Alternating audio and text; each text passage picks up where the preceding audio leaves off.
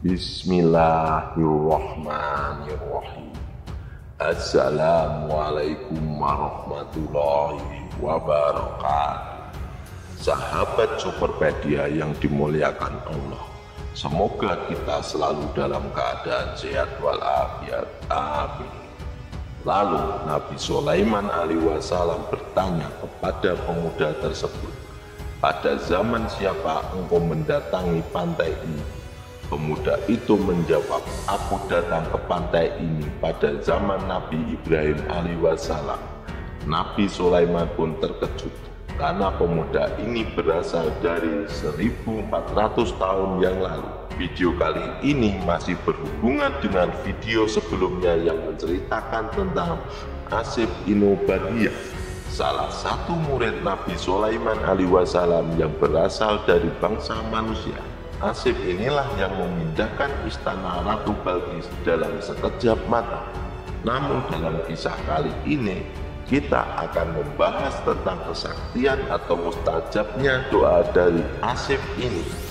Sahabat Superpedia, dengarkan video ini sampai habis agar tidak terjadi kekeliruan dan salah paham. Dalam video ini kita akan mengisahkan tentang seorang petapa berusia 1400 tahun pada zaman Nabi Sulaiman alaihissalam. Kisah kali ini berlatar di masa Nabi Sulaiman alaihissalam yang hidup di wilayah Yerusalem atau Palestina. Suatu hari Nabi Sulaiman alaihissalam menerima wahyu untuk pergi ke tepi laut, di mana dikatakan akan terjadi sesuatu yang menakjubkan. Nabi Sulaiman alaihissalam pun berangkat bersama pasukannya yang terdiri dari manusia, jin, dan hewan menuju tepi laut di suatu tempat yang tidak diketahui persis lokasinya. Setibanya di sana, Nabi Sulaiman alaihissalam tidak melihat sesuatu yang aneh. Kondisinya tampak seperti biasa saja. Hanya ada lautan dengan ombak yang menggunung.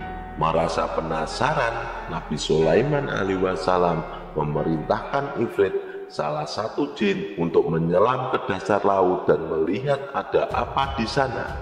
Jin Ifrit segera menyelam ratusan meter ke dalam laut, namun ia tidak menemukan apapun di dasar lautan. Ifrit kembali ke daratan dan melaporkan kepada Nabi Sulaiman alaihissalam bahwa tidak ada apapun di bawah sana. Mereka belum puas. Nabi Sulaiman alaihissalam kemudian menyuruh jin lain untuk menyelam ke dasar lautan.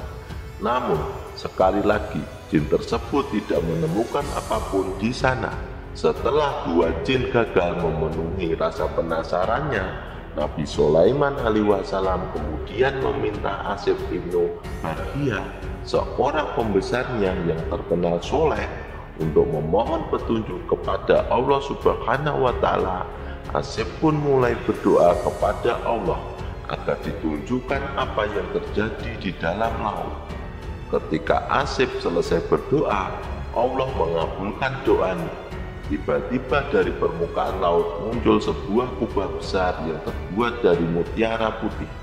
Kubah ini memiliki 4 pintu yang terbuat dari batu mulia, masing-masing dengan jenis batu yang berbeda. Pintu pertama terbuat dari intan permata, pintu kedua dari batu yakut, pintu ketiga dari mutiara, dan pintu keempat dari zamrud hijau. Sahabat Superpedia yang dimuliakan Allah, ketika kubah itu muncul, keempat pintunya mulai terbuka dan tak ada satu tetes air pun yang berasal dari dalam kubah tersebut, menunjukkan bahwa kubah ini kedap air. Di dalam kubah terlihat seorang pemuda yang sedang sholat. Wajahnya sangat tampan, mengenakan pakaian serba putih dan seluruh tubuhnya bersih. Nabi Sulaiman alaihissalam pun memutuskan untuk masuk ke dalam kubah itu untuk menemui pemuda tersebut. Beliau mengucapkan salam, sehingga pemuda itu mempercepat sholatnya dan menjawab salam dari Nabi Sulaiman. Nabi Sulaiman alaihissalam kemudian bertanya, "Apa yang menyebabkan engkau berada di dasar laut ini?" Pemuda tersebut menjawab, "Wahai Nabiullah, sesungguhnya ayahku adalah seorang laki-laki yang lumpuh, sementara ibuku adalah seorang wanita yang buta matanya. Aku merawat keduanya selama 70 tahun dengan penuh kasih sayang. Ketika ajal menjemput ibuku, ia berdoa kepada Allah, 'Ya Rob, panjangkanlah umur anakku dalam keadaan selalu bertakwa kepadamu.' Tak lama setelah itu ayahku pun meninggal dunia. Sebelum wafat ia sempat berdoa kepada Allah, 'Ya Allah, tempatkanlah anakku ini di tempat yang tidak akan ditemui oleh setan.'" Mendengar kisah ini, Nabi Sulaiman alaihissalam terdiam hingga pemuda tersebut melanjutkan ceritanya. "Setelah aku memakamkan kedua orang tuaku, aku berjalan-jalan ke tepi pantai untuk menghilangkan kesedihan. Namun kemudian muncul sebuah kubah bercahaya yang sangat indah. Aku masuk ke dalamnya untuk melihat keindahan kubah tersebut. Lalu datanglah beberapa malaikat yang membawa kubah ini ke dalam lautan, sementara aku berada di dalamnya."